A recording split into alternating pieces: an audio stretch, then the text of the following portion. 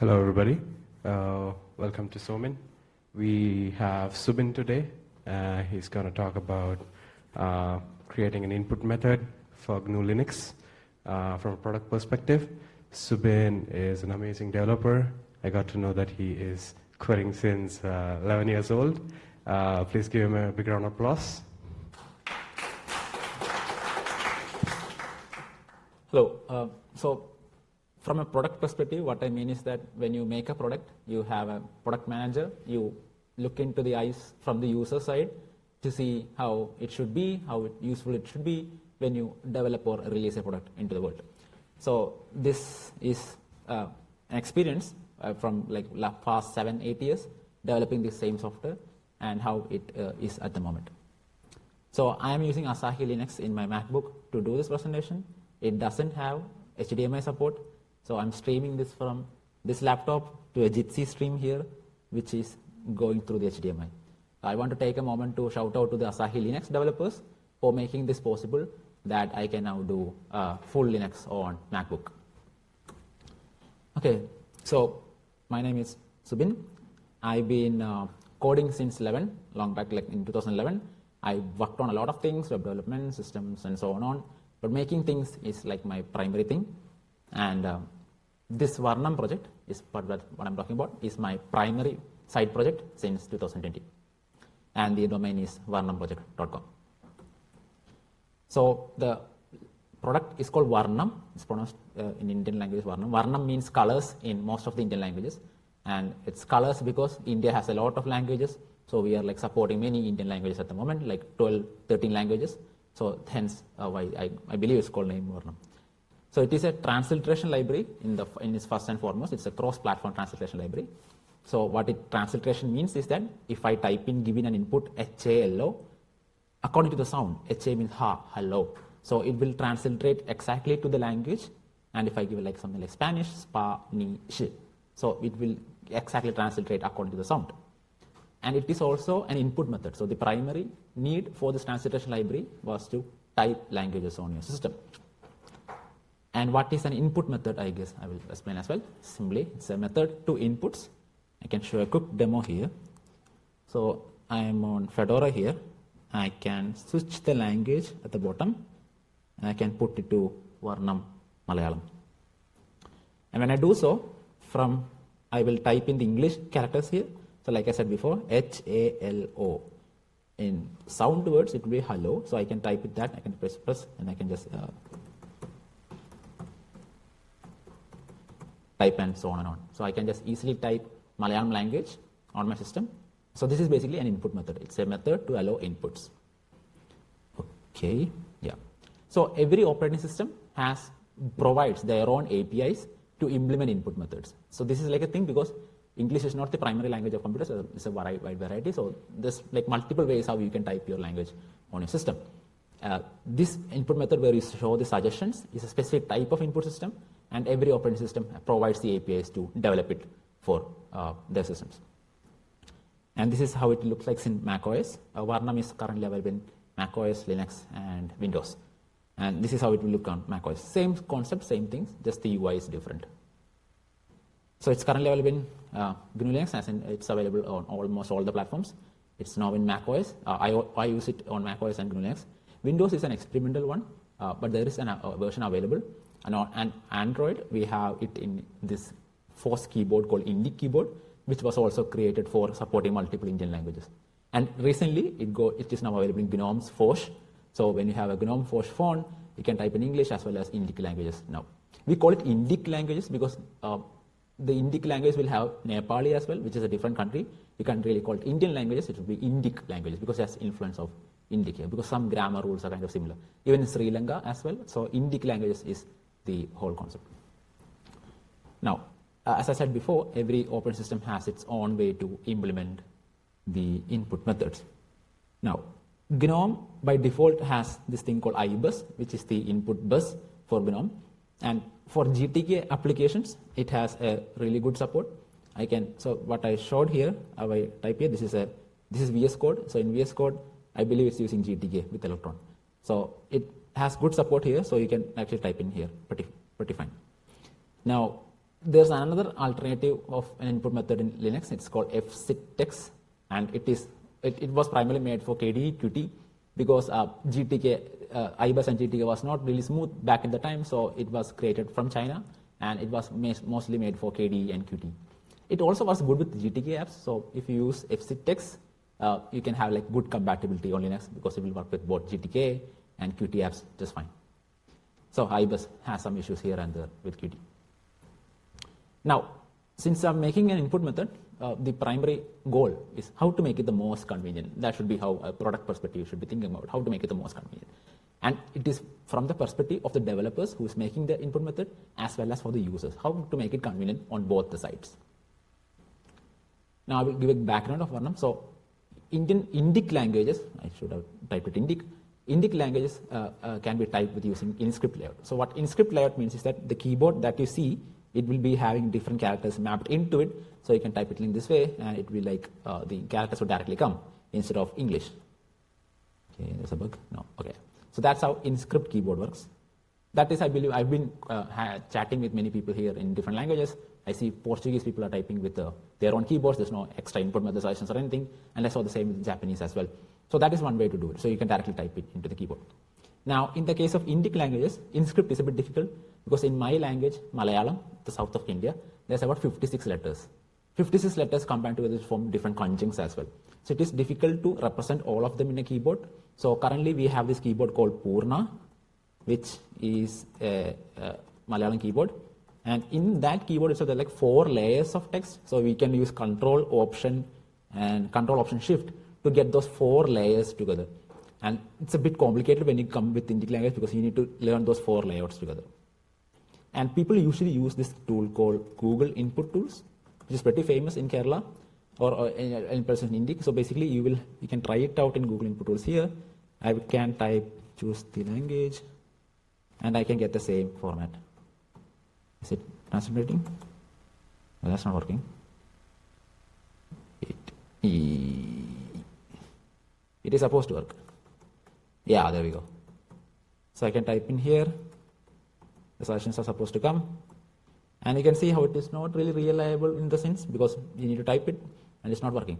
So Google had this funny thing 2-3 months ago. This whole web page was not there, and we don't know why. So they accidentally removed it, I believe. So, but what happened was that many government offices in India uses this. Many government employees uses this.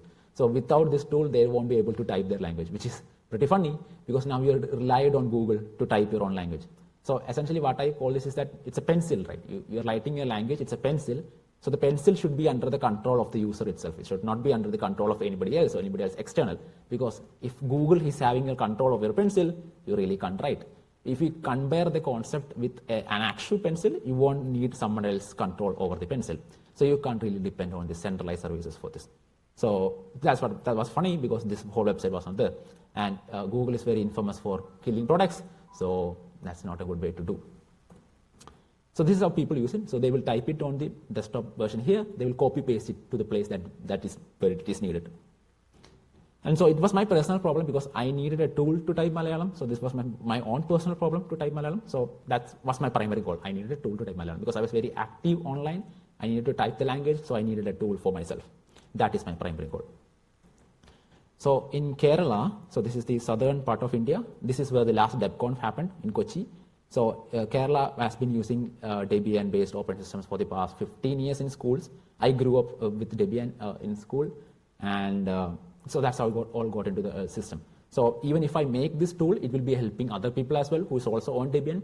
Some of the government offices in Kerala are using Debian-based operating systems, mostly Ubuntu and so on. So if this tool is there, it can help others as well, not to rely on Google for typing. And bit more background on Varnam. So this was not created by me. It was a transliteration engine. It was created in 2011 by this person called Navaneet. Navaneet is now not available because he is grown up and he has a family. He's very busy with stuff. So the software got kind of not in development for a moment. And I wanted to get a tool to type Malayalam in. And when I looked up, I found this project, Varnam, and I took the so essentially I took the maintainership in 2020 and I rewrote the whole thing from C to Go. So I discovered Varnam. So I was 17 at the time. I was in college. I needed a tool to type Malayalam, and I found this at the time. Now, this is the user perspective. So this was an infamous thing that happened, I guess, 7 months ago, where people will go to GitHub and they were expecting software to download, right? So it's, wait, slide is not moving.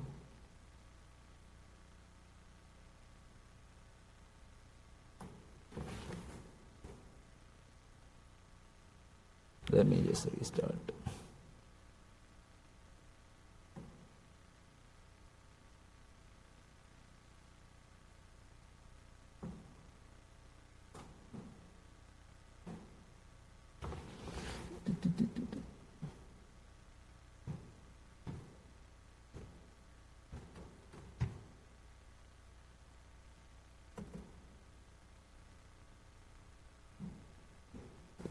Sorry. Okay. I think there's a network issue with the Wi-Fi. Do you have a separate Wi-Fi? No?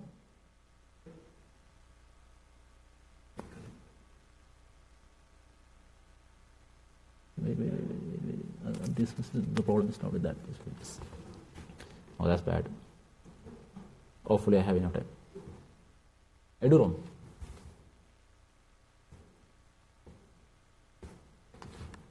What's the password of that? But for me.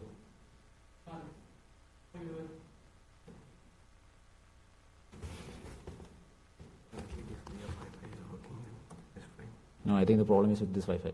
Can you give me the password really quick?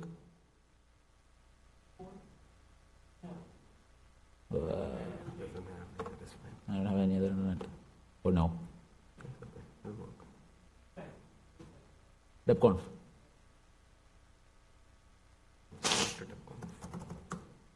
Damn.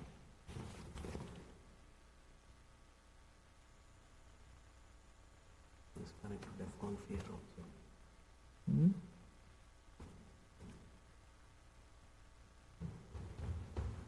This is ARC browser or no?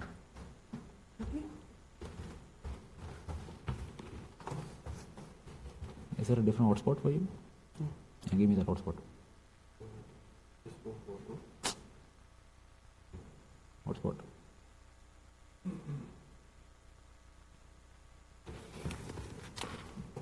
Yes.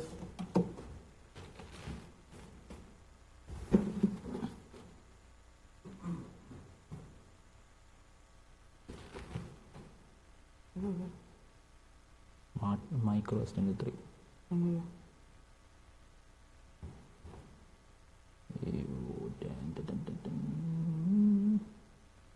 Is there a micro S23? There we go. Okay.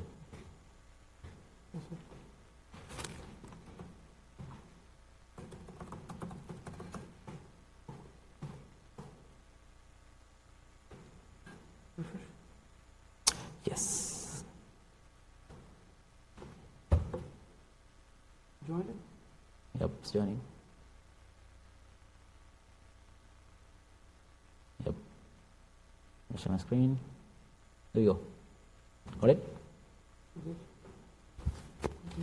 Just refreshed it.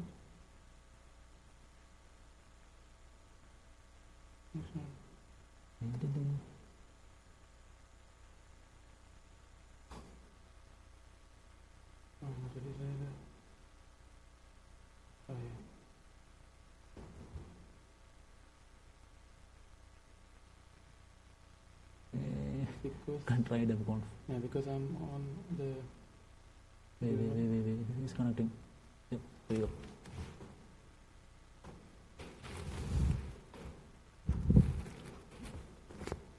Yeah, things back. So this is why we can't rely on centralized services. Internet is a centralized service. So if there is no depend on that, you will get the same problem. Essentially, why? So I guess we got a good demo of that. What's happening? Okay, so I'm gonna speed up. 6 slideshow. Yeah.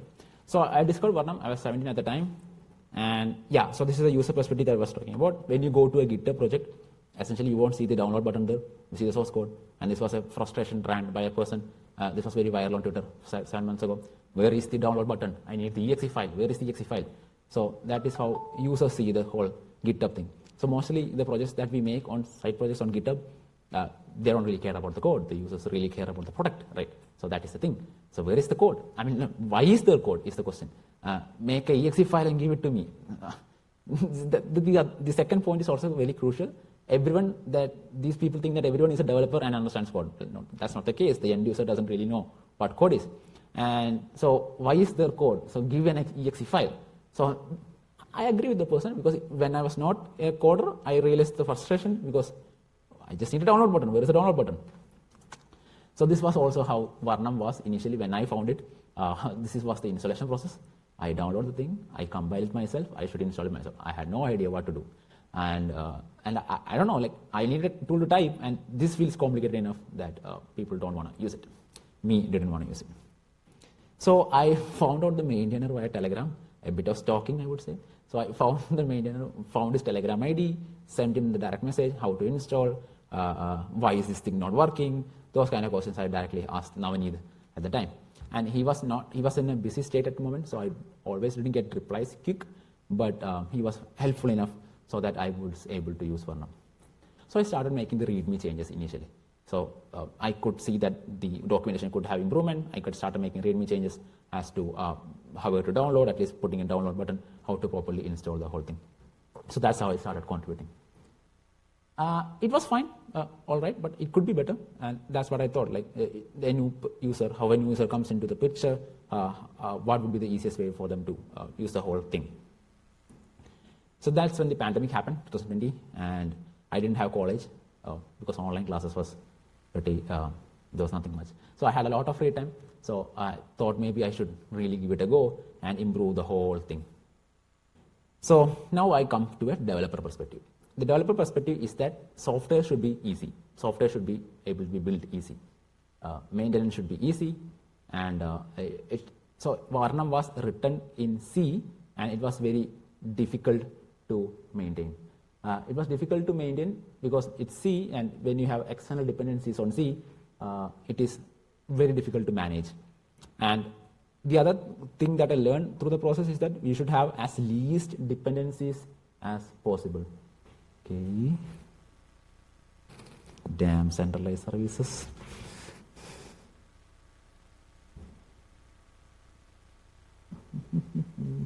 I think it's with my system.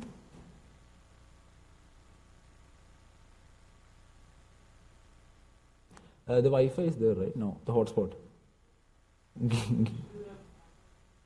Yeah. But you can put the phone here now. Where's the phone? Sit there.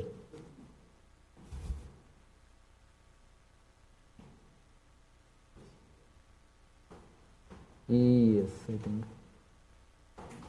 See, it's getting smoother as you come forward. Yes, keep it there. Yes, thanks.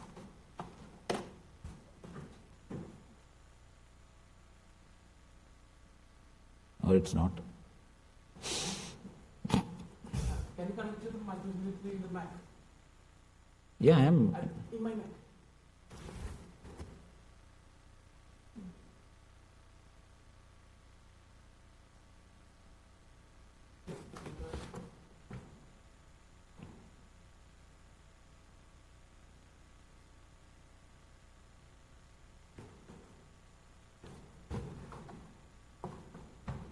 It's a bit slow. Good that I chose 40 minutes. If this was 15, it would have been over already. Yes. Take a while.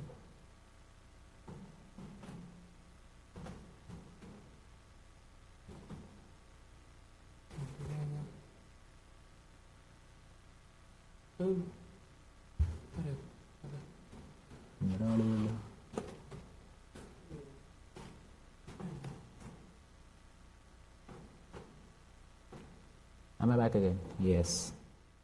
Yeah, so the maintenance should be easy, and one was written in C and was difficult to maintain, and it was central point of failure again. Central point of failure because Navaneeth was the only person who is answering the support questions and everything. So from the developer perspective, it was difficult because when users start coming into your inbox personally, it's kind of difficult to answer every one of them because it is not scalable when you have a lot of users. And things should be easy, that there is no need to directly message the person. There shouldn't be such a need. So that's the developer perspective, in my opinion. So this is how the whole stack of everything works. We have a central library called Varnam in between, which is written in Golang, and it has a C interface. And we have an ibus engine, we have an fcitx engine written in Go and C++. It all links to this central library. And we have a couple of transliteration rules, how the language, when you type in something, like if I type in sa, it should give the proper sa, right? So it currently supports multiple languages. So let me show a demo on the online version. So this is Varnam D, which is a JavaScript app, which uses Varnam API to type. So we currently have about 12 languages here, 12 Indic languages. And I can, let's say I'll switch to Malayalam itself. And I will type here. So for each letter, it has to have a mapping. What should it be coming out? So this language rules is part of transliteration language rules, which is written in Ruby. So all of these components come together, and this is how the whole Varnam stack happens. We also have a different thing called Merdle. So this is remember the Wordle game, which was trending back in 2021, 22 something. And I have made a Malayalam version of it, because now it is possible to do this. And I have the transliteration option there, and I can make a all Wordle game on top of it. This is all possible because we have this Varnam library, and this can be used for any kind of games or any kind of purposes. So that's how the whole thing works. Okay, and so from the developer perspective, I found Golang to be really easy. It was pretty easy to learn the language, and it can output shared libraries. When it can output shared library, meaning is that we have the whole transliteration logic in this one single SO file, one single shared library, and you can use that anywhere. You can use it on the system, you can use it on the web, you can use it on Android, and macOS, Windows, anywhere. And this brought things very simple, because when you do this in C, what happens is that you need to have a specific if conditions for these platform-specific code. So that is now all over. I can just use Go. Another thing with this that for each keystroke, there's a lot of operations, concurrent operations happening. So Golang had the good concurrency, and because of that also, it helped. So Golang was perfect in this scenario. And this makes it easier for maintaining it for Linux, Mac, Windows, and Android. And the general rule from a developer is to keep things as dumb, simple as possible. Don't have to make it overcomplicated. Because I have generally seen developers try to overcomplicate too many things. So the developer perspective, making input method, so I tried making it for different platforms. So GNU Linux was very easy because we had the freedom to use our own editors, our own stack and everything. The problem with Linux in general was it was fragmented. Fragmented in the sense, for GNOME, I had to rely on ibus. For KDE, I had to rely on fcitx. So there's a fragmentation happening because of that. macOS was difficult because Xcode is terrible, and you had to like 10 GB of Xcode in itself to do it. And the whole thing was like superly difficult to make. Windows was absolutely terrible. Like, I don't have words for it because I had a friend Mufid is a really good programmer. He was a Rust programmer, and he took the effort to try it, and when he was frustrated. And I'm like, Windows, I don't know, it's even terrible when you try it for Windows. You have Visual Studio, and it has its own things and so on and on. But the problem with developer, we need developer happiness when you write code as well, right? So that I found only with GNU Linux. So in DebConf 21, I had initially announced that we are going to make a port of this for Indic languages. And this is when I started the port, during the pandemic. And I had a talk at DebConf 21 on this. And now comes to the user perspective. It should be easy to install, easy to get help, and it should also have easy documentation to understand the whole thing.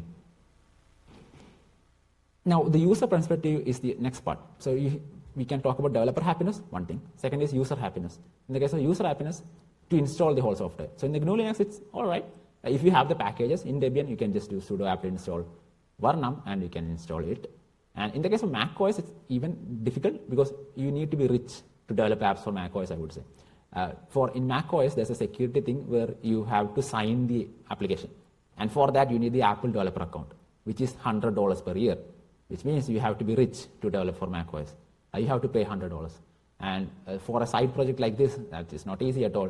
Why do you need to pay $100 for a year for an application that has like very little value for people even put in money? It's a pencil, right? You can't like put a money value into it.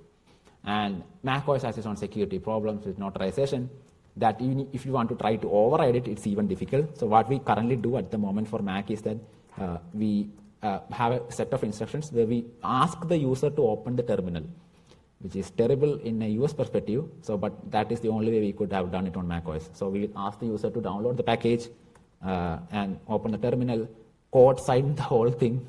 This is not a good security practice, but there's no other way. It's either the $100 or this. So we went through this way and we asked the user to go through the process to install the whole thing.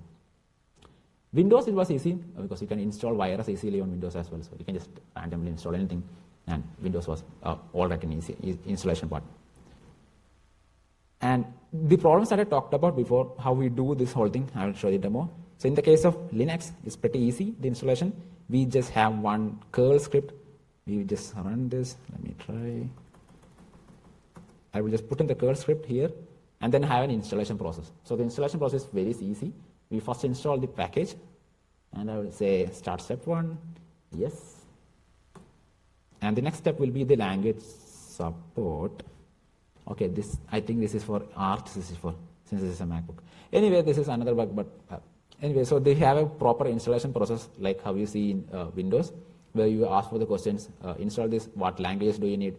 So that is how it works. And we have a Telegram metrics group for people to ask queries. So anybody who couldn't figure this out, they will come to the group for asking questions. So this kind of solves the UX problem from the user perspective. Yeah, so this is the quick install. And we have a video tutorial for it, and that is even easier than going through the documentation.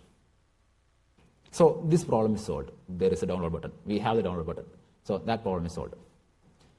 This is a YouTube channel that I came across recently from Andrea. She's an old person from UK who is making Linux videos on YouTube. I found this very interesting because she is using her retirement time to make tutorial videos for Linux. And she was like, how to use FFmpeg on Linux.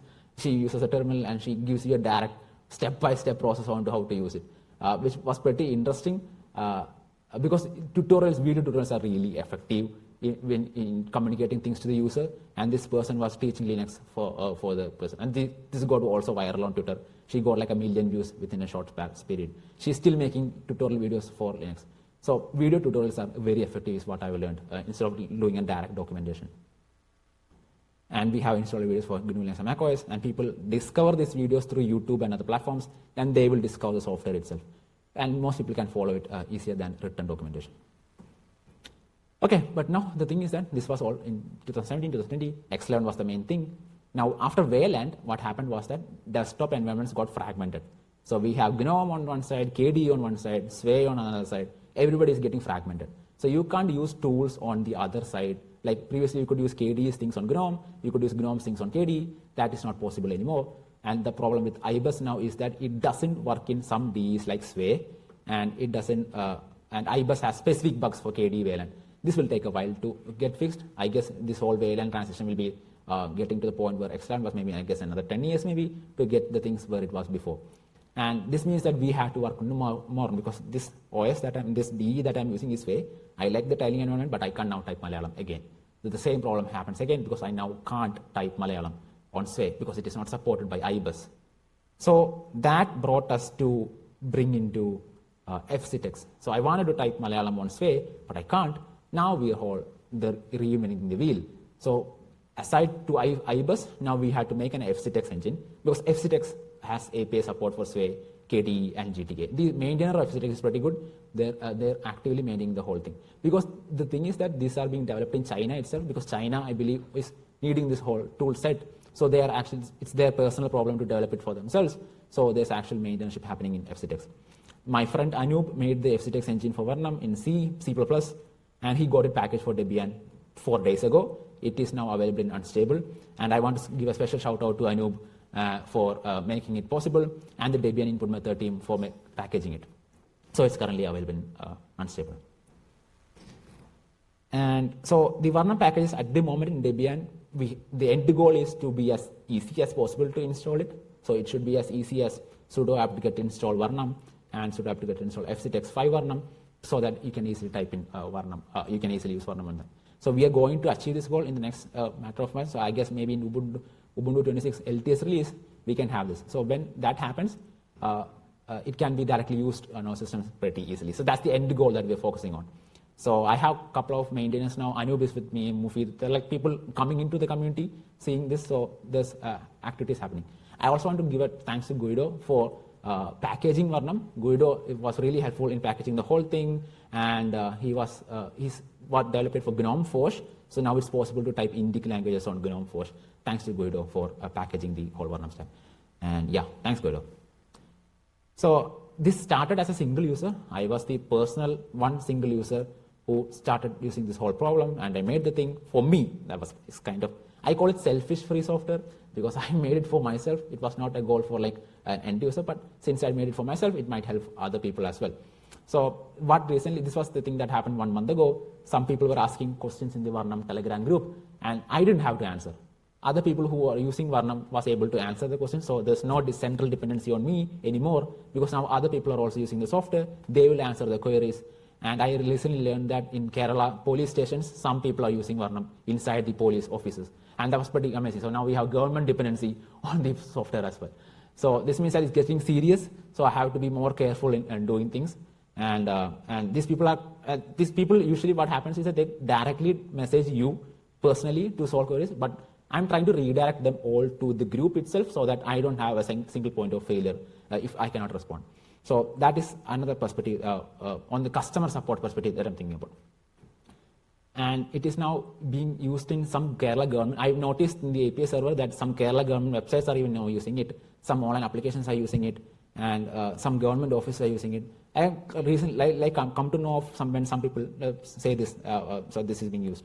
So it started from one single user for me. It is now, I guess, 10,000, 12,000. It's increasing over the years. And so I guess it's now a core part of some people's workflow. So I have to keep maintaining it. I will keep maintaining it because I will be the sole user anyway. So I'll be keep maintaining it. And I would like to thank the Varnam contributors and packages. This was surprising to me because now some other people are monitoring the software and someone packaged it for Arch Linux. I didn't expect someone to package it for Arch Linux. So this whole thing is happening organically. I make the software, some people are coming in, the community is being made now, people are packaging it for them for their Arch Linux and Debian. And when some things break, these people communicate with us directly. So it's kind of nice to see people directly contribute without me having to make a communicating effort for that. People are coming in organically. That's what I specifically like about this whole thing. And yeah, that's pretty much about Varnam project. That's it. And I hope we can get it much more easily into Debian, so it's sudo apt install Varnam, and that's it. Yeah, that's it.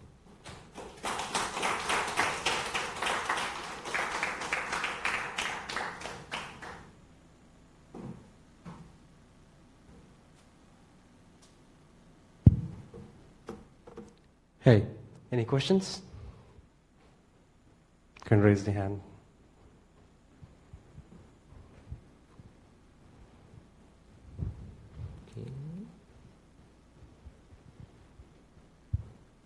Okay, all good. Give it up for Subin. It's a wonderful talk. Once more.